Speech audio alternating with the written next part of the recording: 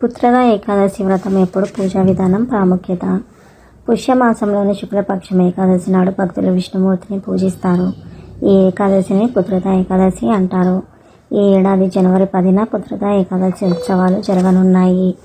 పుత్రుడు కలగడానికి పుత్ర ఏకాదశి ఉపవాసం చేస్తారు. అలాగే కుమారుని రక్షణ మరియు శ్రేయస్సు కోసం కూడా ఈ ఉపవాసం చేస్తారు. పుత్రద ఏకాదశి ఉపవాసం హిందూ అత్యంత పవిత్రమైనదిగా పరిగణించబడుతుంది. ఈ రోజున విష్ణు ఆరాధనకు విశేష ప్రాముఖ్యత ఉంది. ఈ ఉపవాసం పాటించడం ద్వారా సంతాన ప్రాప్తి, శ్రేయస్సు లభిస్తుందని నమ్ముతారు. సంతాన భాగ్యం కలగాలని కోరుకునే దంపతులు ఉపవాసం ఉండాలి. సంతాన సంతోషం కోసం ఈ ఉపవాసం పాటించడం వల్ల విష్ణువు యొక్క అత్యున్నత అనుగ్రహం లభిస్తుంది.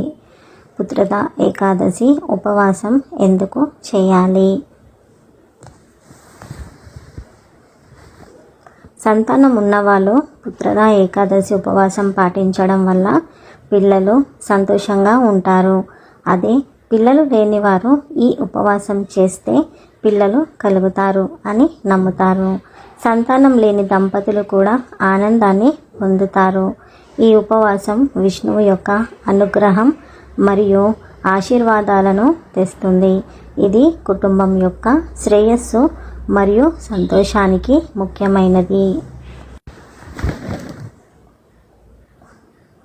ఏకాదశి పూజా విధానము. ఉదయాన్నే నిద్రలేచి స్నానమాచరించాలి. దీపం వెలిగించండి.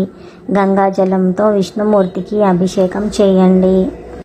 విష్ణుమూర్తికి పూలు, తులసి, పప్పు సమర్పించండి.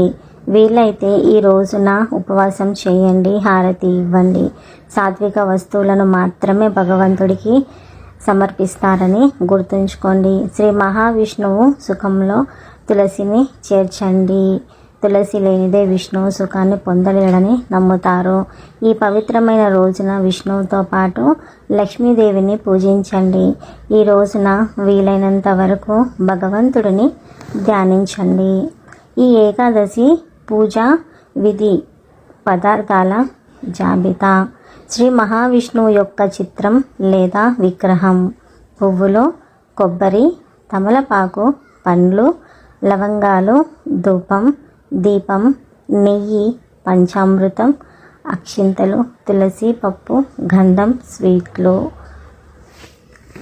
ఈ వీడియో కనుక మీకు నచ్చినట్లయితే లైక్, షేర్ అండ్ సబ్స్క్రైబ్ చేసుకోండి. శ్రీమాత్రే నమః.